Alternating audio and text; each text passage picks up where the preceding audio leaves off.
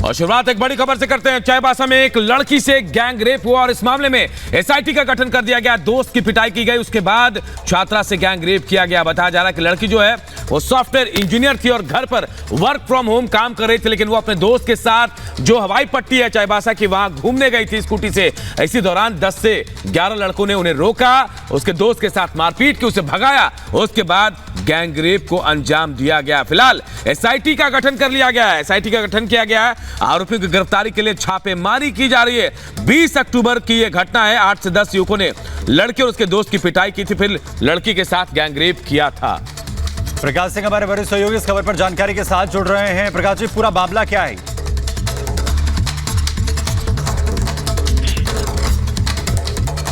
प्रकाश जी, आपको आवाज आ रही है मेरी?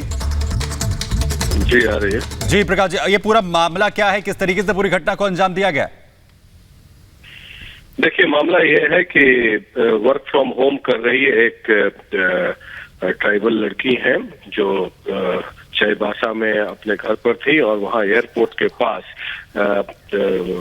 स्कूटी से घूमने गई थी अपने दोस्तों के साथ। वहीं पर कुछ लोगों ने उनके साथ दुष्कर्म किया और जब स्थिति बिगड़ती चली गई तो जो युवक थे वो छोड़ के चले गए और अज्ञात 10 लोगों पर एफआईआर दर्ज की गई है। और जो ये लगातार सवाल उठा रहा है हेमंत सोरेन की सरकार पर कि किस तरह की विधि व्यवस्था है वहां पे।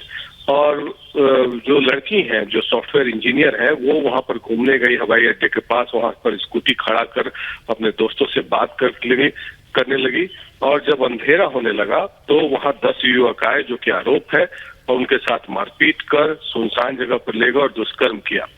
पीड़िता और उनके दोस्त ने दोस्त से युवकों ने मोबाइल पर 5,000 रुपया भी छीन लिया और मोबाइल और 5,000 रुपया भी छीन लिया और युवती के बयान पर 10 अज्ञात लोगों के खिलाफ एफआईआर दर्ज कर दी गई है। बहरहाल वहां के जो एसपी हैं आशुतोष शेखर, उन्होंने बताया कि कुछ लोगों को हिरासत में लेकर पूछताछ की जा रही है ताकि उन्हें मुख्य आरोपियों की पकड़ करने में सहायता मिल सके और एक एसआईटी की भी गठन कर दी गई है। प्रकाश जी, सबसे बड़ा सवाल तो यह है कि जो हवाई पट्टी है वो सिक्योरिटी जोन का होता है और सिक्योरिटी रहती है वहां पे। हेमंत सोरेन सरकार पर ऐसे कई गंभीर आरोप लग रहे हैं, महिला सुरक्षित नहीं है झारखंड में, ये बड़ी बात कही जा रही है। ये बिल्कुल, देखिए लगातार ऐसी घटनाएं होती जा रही हैं। जैसे दुमका में अंकिता हत्या कांड हुआ, उसके बाद और भी कई ऐसे मामले हुए। दुमका में फिर दोबारा हुआ, फिर देवघर में हुआ, फिर पलामू में हुआ। और ये घटना जो है सॉफ्टवेयर इंजीनियर के साथ जो घटना घटित हुई है ये साफ दर्शाता है कि विधि व्यवस्था बिल्कुल चरमरा सी गई है। बिल्कुल। और एयरपोर्ट का इलाका जो कि आप सही कह रहे हैं कि वो एक सुरक्षित जोन। बिल्कुल, अगर ऐसे इलाके में भी जहां सुरक्षा व्यवस्था इतनी रहती है वहां पर भी इस तरह की घटना को अंजाम दिया जाए तो कानून व्यवस्था पर सवाल खड़े होना लाजमी है। बहुत शुक्रिया प्रकाश जी हमारे साथ जुड़ने के लिए, इस तमाम जानकारी के लिए।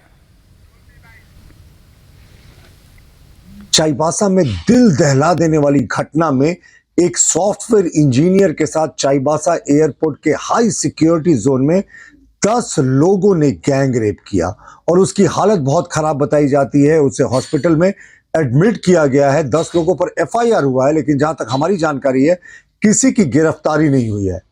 हाल के दिनों में, हाल के वर्षों में जिस तरीके से हेमंत सरकार के कार्यकाल में रेप की घटनाएं बढ़ी हैं, 5,000 से ज्यादा रेप केसेस इस सरकार के 3 वर्ष से भी कम के कार्यकाल में हो गया है। ऐसा लगता है जैसे Jharkhand rape state of India बन गया है और कन्विक्शन रेट जो है वो 1% से भी कम है बलात्कारियों का इस सरकार के कार्यकाल में। तो ये झारखंड में जो बेटियां हैं वो पूर्णतः असुरक्षित हैं और ये जो 5,000 रेप केसेस हुए हैं उसमें 1/3 से ज्यादा रेप केसेस आदिवासी बेटियों के साथ हुए हैं।